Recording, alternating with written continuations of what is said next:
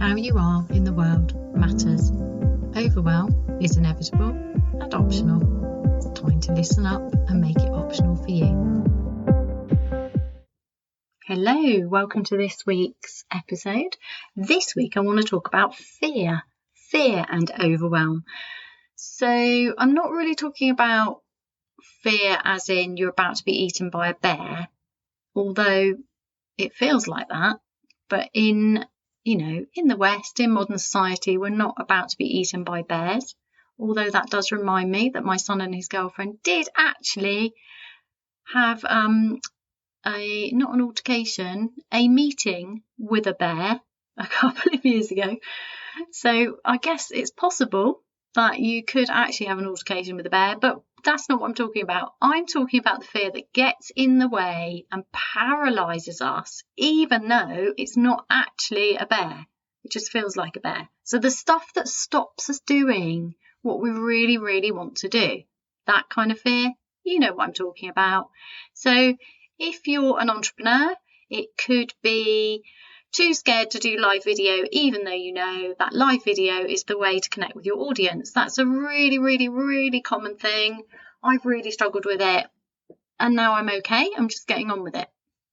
And then there's, if you're not everybody is an online entrepreneur. Some people are self-employed and they're entrepreneurs without really having to be online, but there'll be some niggling thing that's stopping you living the way you really, really intend to. So we tend to get really excited, don't we, when we start out on projects, for example, setting up our own business. We have all of this energy, and then at some point we get a little bit stuck and we're not quite doing the thing we want to do.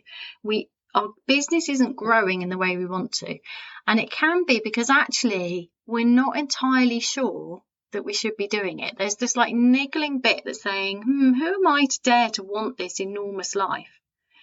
And that's when I think we get stuck in what doesn't feel like fear. It feels like overwhelm. It is overwhelm, but it's actually fear overwhelm, as opposed to busyness overwhelm or a different flavour of overwhelm. So what I mean is imposter syndrome. I think that's probably a good way to explain it. So imposter syndrome has been studied, and apparently most of us have it. So this is the feeling that you're an imposter in your own life.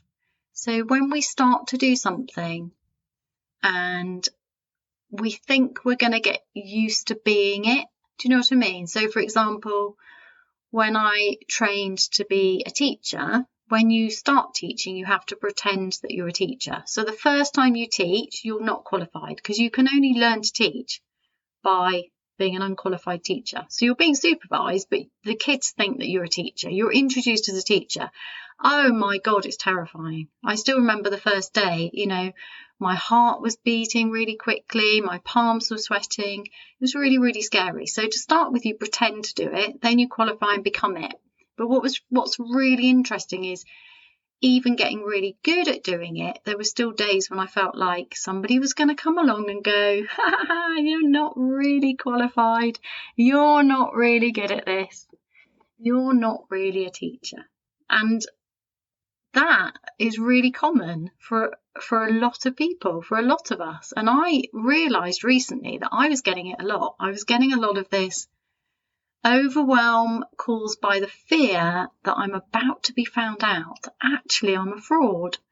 And then some really interesting things happened to me. So one was, I was talking to somebody who I first met 3 years ago, and they'd been listening to my podcast, and I was talking about my fear over doing live video or any video.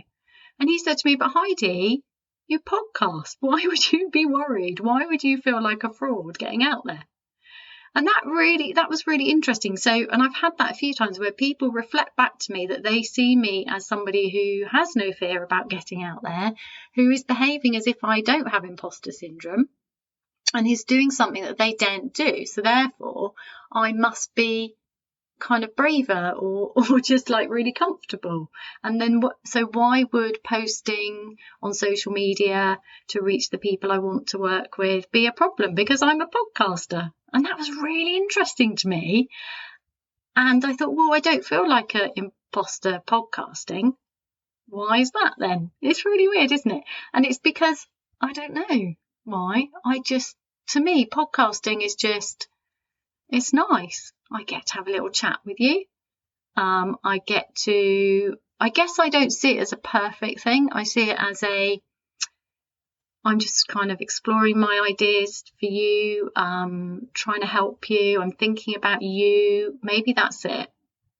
When we think about the other person, the person we're trying to reach and serve, rather than ourselves, that's when the fear goes. So if you want to step up and do something, I think and you feel like a fraud, I guess it's the why you're doing it. So for me, podcasting is about service. It's about getting my ideas out into the world because I know they can help some people.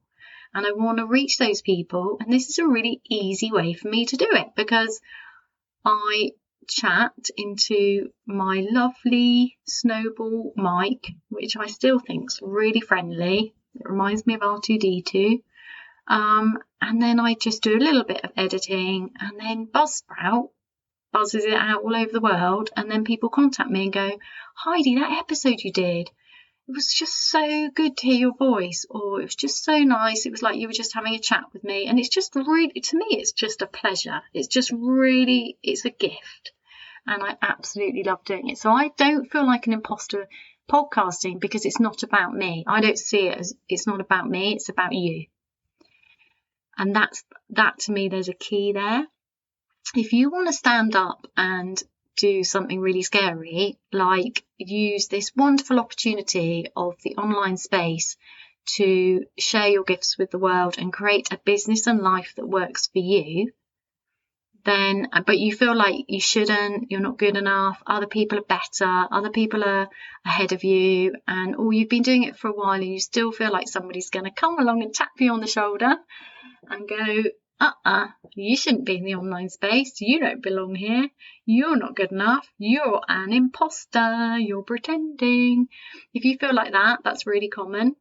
A good way to get through that, because if that's causing overwhelm, if that's getting you stuck and thinking, I can't post this today, I can't make that video, I can't share my thoughts on this, what if I'm wrong, what if somebody finds out I'm a little bit rubbish? If that's you, then a really good way of getting out of that overwhelm is to get out of your head into your body, and is to think about the other person, the person that you're talking to. Because then when it's not about you, it's just easier. It's just so much easier because it's not about you pretending to be something that you're not. It's just about, as Denise Duffield Thomas says beautifully, it's about you just being part of the conversation. So you're just, you're not standing up and saying, I'm not standing at all, I'm sitting. I'm not sharing my thoughts with you now as a guru on overwhelm or as a guru on how to create a life that works for you. I'm just saying, this is what I've learned. This is what I know. This has helped other people. My podcast is free. If you like it, listen to it. Please share it with other people, because that's helpful. And that's it. I'm not pretending to be anything I'm not. So there's no imposter syndrome for me in podcasting. But I did get really, really stuck with video, because to me and my generation, video, it's just like a bit weird, really. It feels a bit like, oh, look at me, but it's not look at me. And that's what I've learned. So this is how I've been dealing with the overwhelm that I got stuck in, that wasn't allowing me to reach the people that I really, really long to work with. And I got out of it by actually realizing that I had no choice. That if I want to do this work, if I want to create a business that suits me and my life, which means deep, fulfilling work, using my gifts, reaching the people I want to work with, then I have to be visible online. You can't be visible and invisible. And that means accepting that, this is just how my hair is. This is how my face is at 52. This is how my voice sounds. This is the best video equipment I have. Just accepting this is where I am right now. This is what I want to do. The online space is amazing for, it's just full of opportunity to reach the people we want to serve. There's nothing wrong with me. There's no reason at all why I shouldn't add my voice to the conversation, why I shouldn't share my gifts in this way. And that's really helped me. And then just doing it. So I've posted a video online every day for 15 days now. No, I haven't done it yet today. Today will be the 15th day. So that's really cool. And that's really, really helped me. So I just really wanted to talk about that because I know so many people are struggling and not really moving their life or their business forward because they're stuck in this overwhelming fear that they're not good enough, that somebody's going to find out that really, they're an imposter, they're a fraud. Even in areas where they've been doing the same job for years and they're really good at it, it's really, really common. And just to know that, I think is really helpful. And then to reframe it in a way, this is the last bit. My tip for you is reframe it. So instead of seeing the fear as something to be conquered before you get to do the scary thing, whether that's apply for a new job, ask somebody lovely out, go online and do a video, set up your own business, whatever the thing is that you feel like an imposter. A really good way to reframe it that I found helpful is to see the fear as signaling the doorway to your next level of success. And what this does is it's really, really interesting. So what it did for me is it means that now when I notice the fear, instead of trying to push it away and think, I'll do that scary thing when I feel more confident, i.e. when I've got rid of the fear in some way, when I've worked on myself, I've done more self-acceptance, more journaling. Yeah, you can do that. That's fine. But now I'm looking at it as, the fear is pointing, it's like an arrow. That's where you need to go next. It's just faster. You don't have to do it. It's a choice. But I found it to be faster. So for me, this time, it happened to be, who am I to be doing this work online? How dare I? Who do I think I am? I don't have the right lighting to do video. I'm a bit rambly and ranty sometimes, blah, blah, blah. All the stuff that gets in the way. All the ego stuff, the embarrassment, the shame, the fear of rejection, that kind of stuff. And then I turned it around and went, okay, so what if this is signaling the biggest jump I could make at the moment is to just do it anyway. And then I made a commitment to just do a video every day. And that's what I've done. And do you know what? I don't even care now. I mean, I care as in I don't want to put stupid, useless stuff out that doesn't impact and lift people.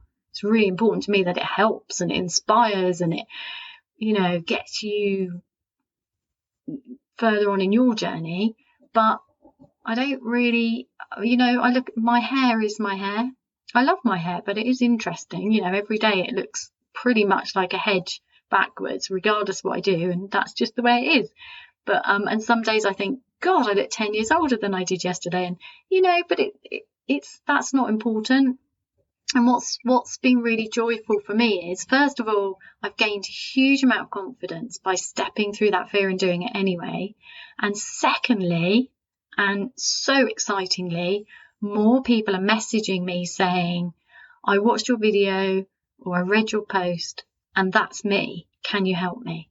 And that opportunity to use my strengths and help people in the way only I can at this point in my life, that is it for me. That joy, that fulfillment, that fills my heart, and that makes it worth going through the fear.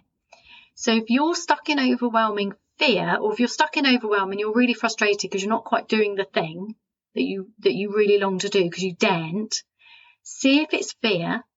So just notice in your body if there's something that feels like fear to you. I mean, it's very personal. It's up to you what you label it. It's to me, it's a physical sensation that I recognize as being scared of something. It's a kind of stopping, a holding me back, a kind of tensing up. Whatever it is to you, see if it's fear. See if actually there is joy on the other side of it. And then maybe dare. See how that feels for you. Play. It's a game. It's an experiment. It's your life, your choice. I hope that helps. Thank you so much for listening to this episode of the Overwhelm is Optional podcast. If you find this podcast has lifted your day, inspired you, or helped you in any way, please take some time to subscribe or share it, or preferably both, so more people can find out about my work. To connect with me, please email me at heidi@heidimarke.co.uk. That's Heidi, Heidi, at heidimarke.co.uk, or visit me on all the normal social media platforms at Heidi Marke.